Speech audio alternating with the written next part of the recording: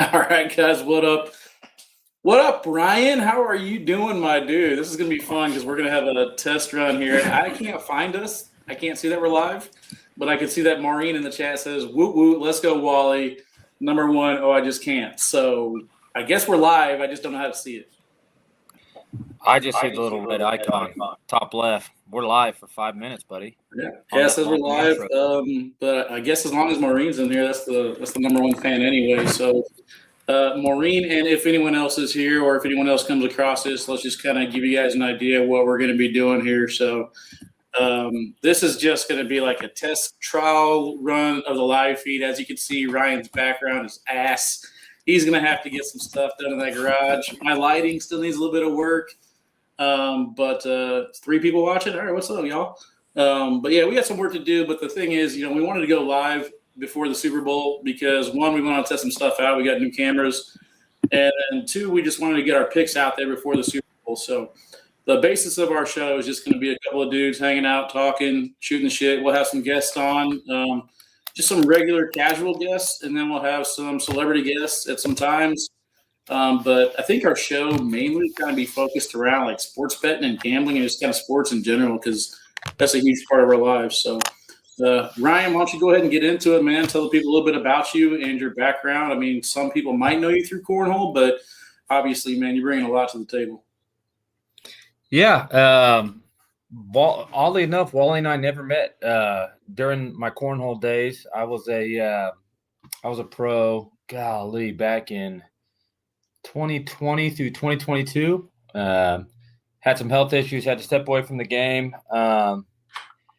Wally and I connected through Facebook through a late friend, Mark Isley. Shout out, Mark. And then we just became good friends, man. What's awesome, it wasn't forced, right? Wally and I became friends, dare I say it, through God, finding faith, just lots of stuff going on. And there might be a misconception. You can't gamble and be a good Christian, but I disagree. Everything's moderation. And we're here to talk about it. This is going to be a fun podcast. Me and old Wally boy are going to talk about just about everything, Yeah. You kind of touched base on it right there a little bit. So one of the things that we wanted to touch base on the first episode, for me, it kind of all starts with God. So like faith, you kind of poo-pooed past it because it almost feels like in today's society, it's frowned upon to talk about God or anything like that. I know that there are a few people like Espen and a few others that have no problem, showing their faith in God and putting it out there in the internet and stuff like that. But, once they took it out of the schools and you can only say the Pledge of Allegiance and shit like that, it just kind of seemed like everybody just speeds past that part. But I put a lot of faith in God when I moved out here to Vegas. I didn't really have much. I kind of took a gamble on myself to start a new job. So I poured into going to church and I gave myself basically a discipline that it was going to be one thing that I did no matter what, is that I started my day every day reading the Bible, a couple passages or something like that. So for me, it isn't to go around and tell everybody, hey, you got to follow God. You got to do this for God. You got to do this for this. It's just something you need to do for yourself, man. Like if you believe in God, or if you want to find something to do and with a purpose, I mean, I highly recommend it, but obviously I'm not going to, shoo you away if you don't do it. But I mean, I've never really grown up in church. My mom was always religious. My dad, I think they tried at one point and then they kicked him out of church. And it was kind of just like, that's one reasons why we never went. Because, it's like another form of segregation sometimes.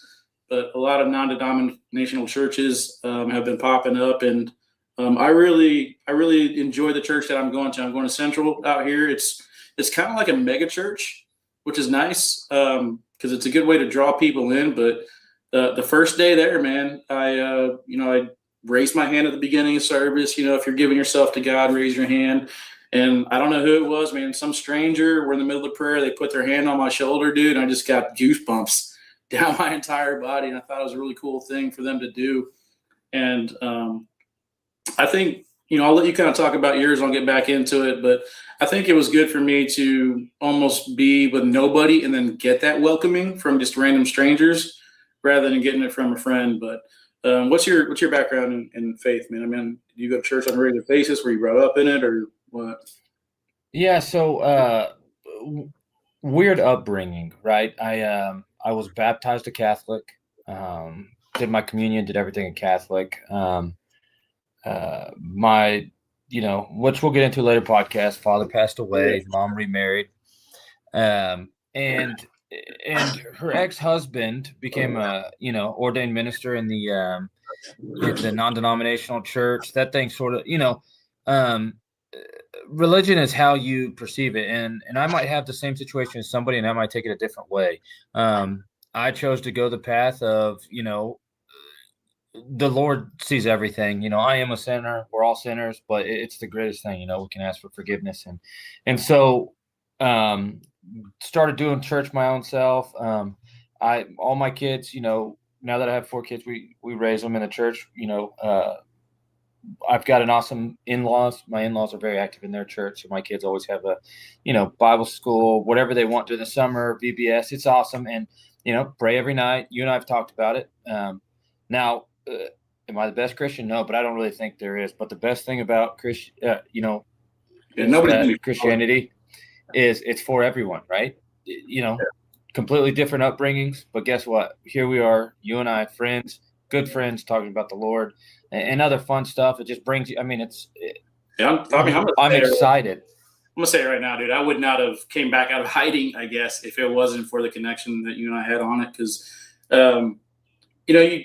you look for any possible way to get together with somebody, and sports obviously draws me to a lot of people.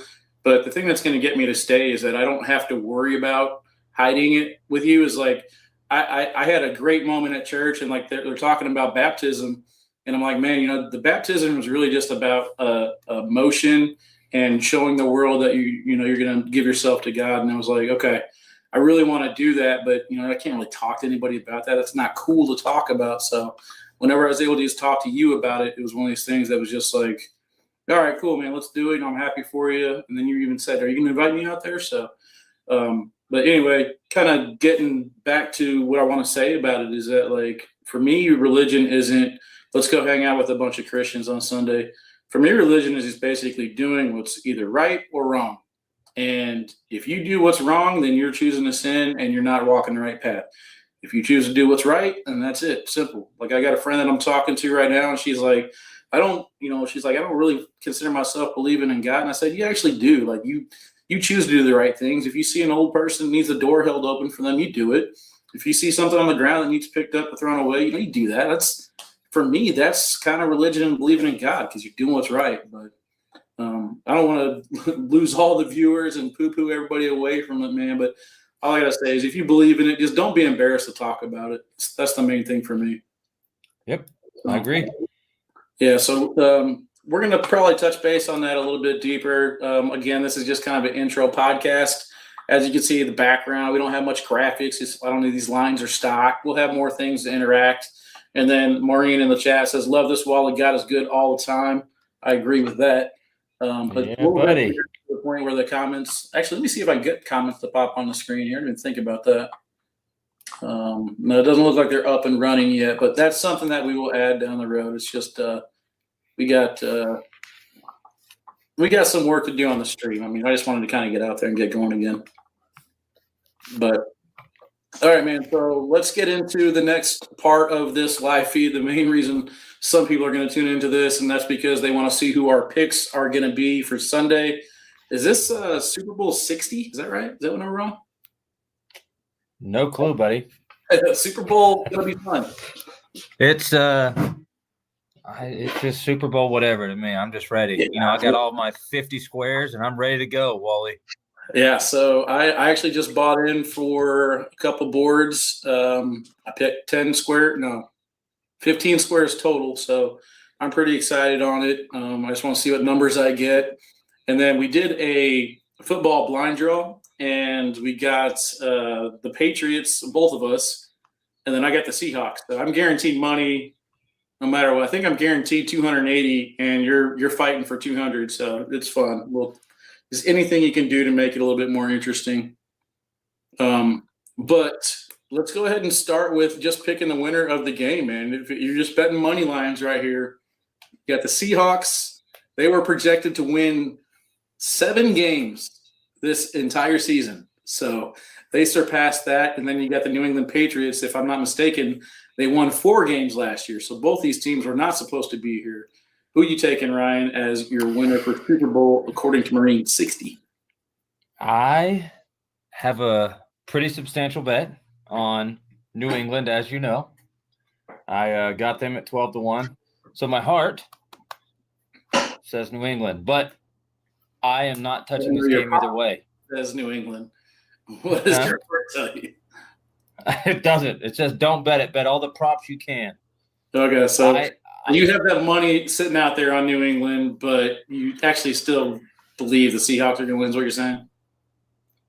You're not going to catch me saying that, Wally, but you're a smart man. Okay.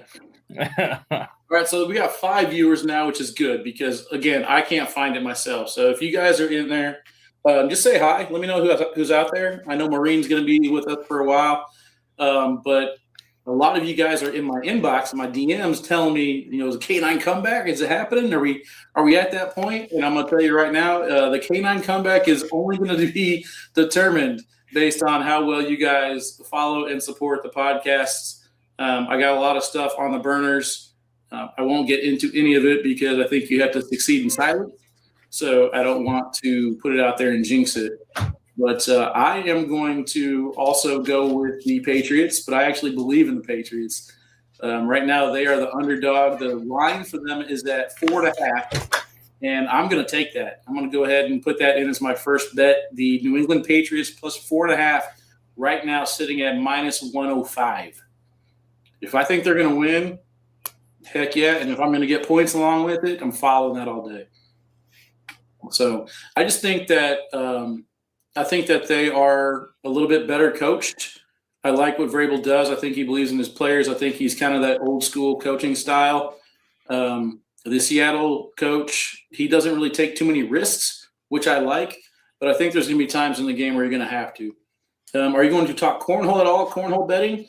I hope they bring back cornhole betting, Maureen. I haven't seen any odds on it, but I'm getting kind of bummed out because I told people at Worlds I was going to leave and I was going to bet on Ryan Wiedenfeld to win the world championship. And right now he's got 2 doubles titles and 2 events. So it's like, man, let me get some of that action. But all right, next thing up, though, as far as the Super Bowl is concerned, man, we got the over-under. I believe it's sitting at 45.5 right now. Which way are you leaning towards the over-under? Man, I'm sticking with the under. I've played the Patriots under every game. The playoffs, less than 21 a game they're giving up. I love their defense. Obviously, we're both on New England. When I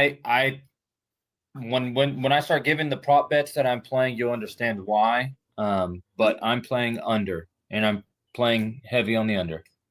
Yeah, I'm going to take the under as well. I think that the Seattle, the defenders, their strength is going to be stopping that passing game.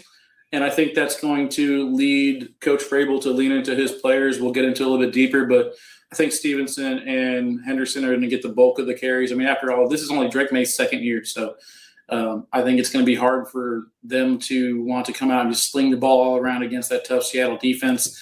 And on the other side, with Charbonnet hurt, you have K9, not Wally K9. You have Kenneth Walker.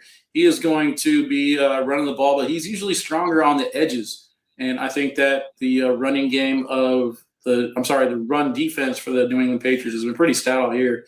I think there was like a streak where they went 10 games without allowing anyone over 60 yards. So I kind of expect that to continue as well. But I'll go ahead and let you get into your first prop bet. I'm going to give 5. I don't know how many you're going to give. Great minds think alike. I'm giving 5, Wally. Okay, go ahead. And then I got some – I'm not going to lie. I got some gambles, but it's the Super Bowl, dude. This is the one time a year where I allow gambling, so it's going to be fun. But I think for the rest of our shows, we're going to be doing a little bit more strategic, a little bit more disciplined betting. With basketball, and then you have the horses and baseball connections too, but that's for a later podcast to get into. We're just kind of talking about the Super Bowl here. Absolutely, yeah. First one I'm going with is the revitalized, and I'm revitalized. I'm going with Rashid Shaheed to have the longest reception in the game. Okay. And what is that? What is the target as far as his yardage? You know, I didn't look up his yardage. I'll I check it. just played him. He's such a deep threat. I think Yeah. that obviously Zane Gonzalez is most likely going to just shadow. I don't know, but my guess is he shadows JSN, and Shaheed is just so fast. Even though I don't like Darnold as a quarterback, I think he'll just throw one up. Shaheed will get it, and I don't see May just launching the ball down the field. Do you? Unless it's a screen pass or something that happens to go for 50. Yeah. I'm Like very. right now, Rashid Shaheed's yardage is sitting at 25, and then his average per game is 36.9. So that tells you that he doesn't really catch that many passes, but he does have some bombs in there, and I think you might get one. You think you might be right. Let's go to my second one. This one Oh, dang! I really like. You're not gonna let me tell one. We're not gonna go back. Two for two, right? 2 for 2. Because you're gonna steal my thunder. You're gonna have the same ones. I doubt it. I'm gambling. I told you. Okay, Walker, the lesser K9 under 73.5 yards rushing. Yeah, I actually agree with that one. I don't think that K9's going to have the success on this one that a lot of people think with Charbonnet out. I think he's going to get some bulk of the carries. But if I were to bet, I would look at Helani. I mean, I like Helani's line. It's really, really low. And I think that there's a combined option here. Let me click on it real quick. So Helani's combined right now is at 27.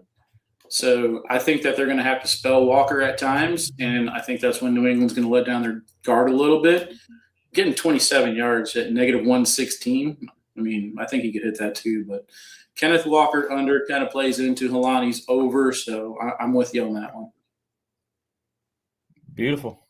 All right, so then kind of sticking with the Seattle strength here, let's be honest. There's been one player on Seattle's team that has kind of, in my opinion, MVP'd them to this position that where they're at, and that is JSN. And I don't think they're going to have to stop at all. I don't care about Christian Gonzalez shadowing him. I think that they do a really good job of putting JSN in motion, and I think that they're going to do everything within their power to get the ball to him. So the way I look at it is if Seattle is going to win this game, it's going to be because JSN had a great game. And I think if they're losing this game, they're going to be able to get the ball to JSN, whether it's a 5, 10, or 15-yard play. So give me JSN over 8 receptions right now, sitting at plus 117. So as you could tell with that plus number, that basically means if you put $100 down, you're going to get back 117. The real line, I think, is like 6.5 or 7 or something like that. But I'll go ahead and take one more reception to get up to that plus money at plus 117. So my 2 picks right now, I like George Milani over 27, and then I like JSN over 8 receptions. And that's pretty much all I have on the Seattle side of things. I know there is a lot of talk out there about both quarterbacks throwing an interception. I think that's sitting at plus 240. What do you think about the turnover and the defense here? I know we both like the under, but do you think the quarterbacks are going to throw a pick? I just don't see. I don't know. Right? What are we going to get? Drake May? Is this going to show his inexperience? Are we going to get the Sam Darnold from last year and this year? Or are we going to get the Sam Darnold? The moment's too big for him. I have no idea, but I do know that every prop that I played leans towards who I like, which is, the under and New England. So in saying that, yes, I'm going to play just about any prop that will benefit that scenario. So I could see it happening. Am I playing it? No, but I could definitely see it happening for sure. Okay. You got anything else in Seattle side? No Seattle side. Okay, so the most bet, I guess, across the board, I guess more times than anything, not really the most like everyone needs to bet this, but the most cared about bet, in my opinion, is the opening coin toss. And a lot of people have 2 different methods of going here: heads to get ahead, or tails never fails. So, Ryan, let me ask you this very important question for all the casual bettors out there. You are looking at this coin toss. Which way are you leaning towards, man? Heads or tails? Wally, I'm going heads. I flipped a quarter 75 times today Oh, gosh. to answer this question. Dude, you're not going to get this research on any of these professional podcasts talking about sports betting. You don't get that I here. feel like we should be getting paid. We should be Mhm. getting paid for this information. I did Actually, actual hypothesis tonight. I flipped a quarter 75 times. okay. I'm Okay. actually going to go there too because I am one of the heads to get ahead type of guy. And that's the whole reason we're going live early is to try and get ahead of the game. So I'm going to go ahead and put the heads in for $20. Now, unfortunately, or actually, there's like lines out there minus 103. I don't recommend paying juice on something that's 50-50. That's just the casino getting money no matter what. But if you're going out there somewhere and you can find somebody willing to bet you $20 or whatever you want to put in straight up, just go ahead and do it. But all right, so you went first with Seattle. I'm going to go ahead and start here. Again, we took the Patriots. I got two players that I like, and since you went two in a row, I'm going to go ahead and do my two in a row. And I'm going to start off with Drake May at 230 passing yards, even though I think it's going to be a low-scoring game, and I do think both quarterbacks will throw a pick. I do think that there is some big playability against Seattle. I don't think it's going to come from Stephon Diggs, but I think they do have enough weapons in Hollins, Henry, Diggs, and even the booty to go ahead and get you 230 yards, which I don't think is really going to be that hard. I usually look at each quarter around 50 yards. There's been times where they get that on one drive. So basically, I look at them needing 5 or 6 possessions to get him at 230. I don't think Henderson or Stevenson are going to break big runs. So give me Drake May at 230 right now for even money. I think you can hit that one. The other one is something I kind of just talked against, but the line's too good. I just have to bet it. I'm taking Henderson, but I'm taking him to get combined yards. So in other words, if he's rushing or if he's receiving, I'm going to put him at 28 combined yards at minus 111.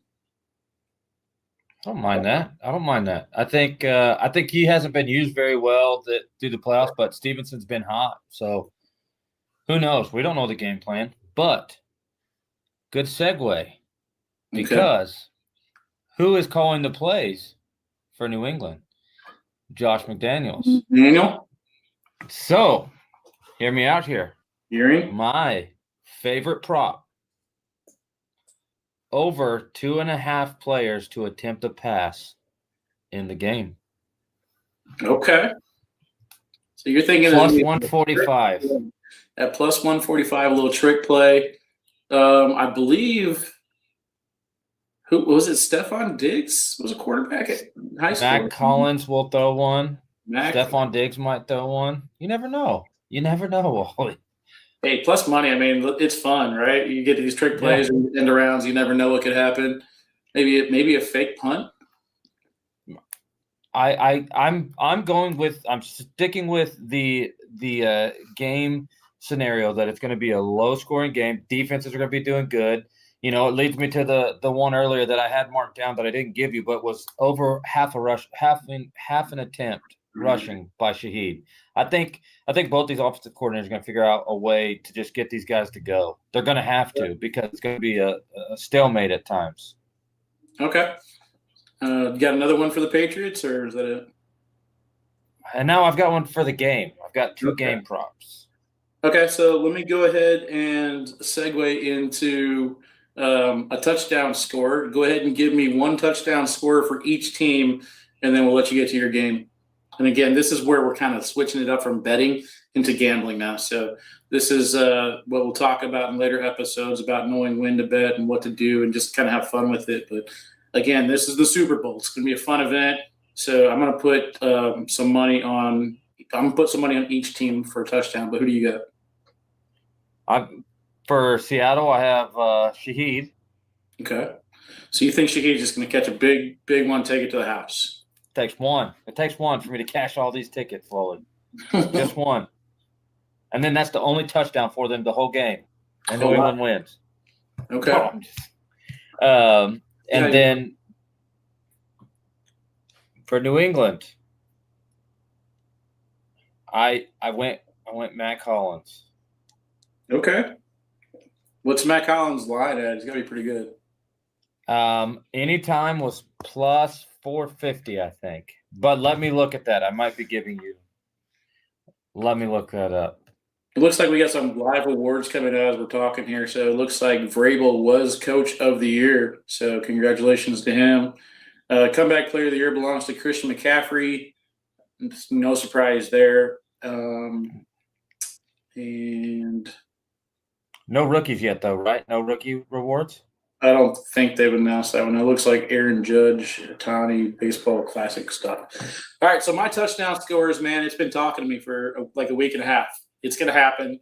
He's at plus 1,400 to score the first touchdown, so I think I'm going to put $20 there. And then anytime touchdown is plus 240. Give me A.J. Barner for the Seattle Seahawks. I'm feeling it, man. I think Isley's up there channeling Barner, baby, because and Barner scored every time Isley picked him, and I think he's going to pull some magic up there. And then on the Patriots side, I don't think he's going to get many catches or much yardage, but I think that he's a veteran in the game, and Stephon Diggs is going to find a way to get open. Give me A.J. Barner plus 240, and give me Stephon Diggs at plus 275. I like it. Matt Collins was plus 425. I apologize. Rashid Shaheed is plus 350. All right, so give me your game pick, and then let's go into the MVPs, and let's call it episode number 1. Both of my props are MVP, so I'm going to let you go first on the game. Okay, cool. I'm going to go with Drake May to be the MVP. I'm kind of buying into that over 230, and then the Stephon Diggs touchdown. I think that the run game is going to be too spread out. They're going to shuffle it around between Stevenson and Henderson. I think they're going to kind of inch their way down the field. But I think the guy who's going to make the big plays is going to be Drake May if the Patriots are going to win. And I think that Vrabel's going to call a game plan. Or, I'm sorry, McDaniel's going to call a game plan to make that happen. I like it. And like always, we couldn't be any more different. I'm taking the field MVP. I'm taking everybody except for, I don't think there'll be a quarterback. Okay. I do not think a quarterback will be MVP. But I think JSN was like plus 400. I'm taking a defensive player. That's what that was at plus 1,100. Is it any specific defensive player? Any defensive player, either team. Okay, plus 1,100. 1,100. That's good money. Why not? You got anything else on there? That's pretty much all I'm putting on. I got, like I said, my squares. I think I went over all my picks. Yeah, I'm done. That's all I got. That's all I've got. I'm sticking with it and just riding out my early season bet that I put on the Patriots and letting it ride. There we go. So yeah, episode 1. If somebody just tuned in here, appreciate that. Again, guys, this is just kind of a throw together podcast to make sure it works. So far, it looks good. It looks like I was able to access the K9 unit YouTube stream. I don't know if I can change the title, so it's probably always going to stay K9 Cornhole. There's a lot of conversations that need to be had to see if we'll stream any more Cornhole. But again, everything that I do is going to rely on you guys to interact and be a part of it. So if you want Wally K9 to get back behind the microphone for a Cornhole tournament, make sure that you participate and share and tell people about it. I know I've been kind of teasing a comeback and stuff like that, but it's not entirely up to me. Ryan is a huge part of whatever I decided to do because, let's be honest, he needs somebody to talk to, and my guy's there for me. So I'm going to run everything by him and see what he thinks on it. But again, we'll get a little bit further into some things. We'll have longer episodes. We'll have guests. We just kind of wanted to test things out, and we wanted to get our picks out there for the public. So hopefully we go 10-0, and you guys will be like, man, these guys know what they're talking about. But any winning record, I guess, is a good start for us. But that's pretty much it for me. Ryan, you got anything before we head out? No, I was just going to touch on, I know people have been asking about the cornhole. I think you and I did talk about we might do our little preseason who we think will, be MVP, newcomer of the year, same old same. But I do think that I don't think that you need cornhole. I think the game of cornhole does need Wally, though. So I will I will say that I'm pushing for that just as much as you are. You know my thoughts on that. I think that the community will get behind you, and I definitely think the game of cornhole organization, I don't care what it is, but I do think that you're needed back in the game for sure. I appreciate that, man. We got Brian B in the chat said it would be sweet having cornhole streaming every weekend somewhere. So even if I don't get called to commentate behind the microphone during these events, if the YouTube channel is successful, there's nothing stopping me from like pulling up a live feed from some of these players and just commentating on that match and having a watch party. Because I mean, I've been drinking some beer here tonight, and I'm probably going to keep drinking beer, which I'm not allowed to do on the microphone. So these are my rules. You know what I mean? I can do whatever I want here, and it'd be kind of fun, I think, to just kind of interact with Ryan or whoever. And like, hell, I'll even bring like, hey, Brian B, get your phone out. Let's go ahead and bring you on the live feed now, and just have like little watch parties and stuff like that with viewers and fans. Because I mean, Vegas has a lot to do, but it's expensive. There's everything that you want to do is going to cost you some money. So with that being said, I don't mind kind of sitting in my apartment and hanging out with you guys in the chat, but it is going to require a lot of interaction on you guys. Again, I'm not holding you guys to the flame here. We're only having 4 or 5 viewers. I think this is phenomenal that we're even able to get it working on the first try. So I haven't pushed buttons and worked a live feed for over 2.5 years because Corey's been amazing. And then last year with the tour, Burton helped me out quite a bit. So we'll get things up and running. It'll be a lot better. Ryan will get a background. We'll get some buttons and some graphics and some chat interaction. I mean, for a man with construction, bro, I figure you'd have everything built by now. Bro, open cell. Look at that. How beautiful that is. Okay, I'll get it. I thought it looked like clouds. I thought it would be nice. But I at least hung on my banner. I mean, shout out to Colorado Connections. But the cameras are working. I definitely need a haircut. I feel like shit. And I definitely we need to organize a little bit better as far as our timing goes, so that way we could come a little bit more prepared and have fun with it. But like I said, man, this is overall success going live on the first try without having any issues. And then I know I'm out here on Pacific time, so they're not always going to be late like this. We might do some live versions. We might do some pre-recorded versions. But as far as the K9 comeback goes, I think it starts right here with this podcast. This show is going to be called The Dog Pound. I put a post out there. Somebody's working on an intro for us and some graphics, and we'll just have a lot of fun with that. And then merchandise and all that stuff follows. I know how you guys are always willing to support, and I appreciate that. But for as far as episode number 1 goes, Ryan, I think it was overall fun and a good success. Again, hold us to our picks. We'll put them out there, and we'll see how we do. Hopefully you guys can put some bets in and go make some money. Absolutely. All right, Ryan. I'll holler you, buddy. All right. Much love, brother. Talk to you later. All right, guys. See you next time. Sir, peace.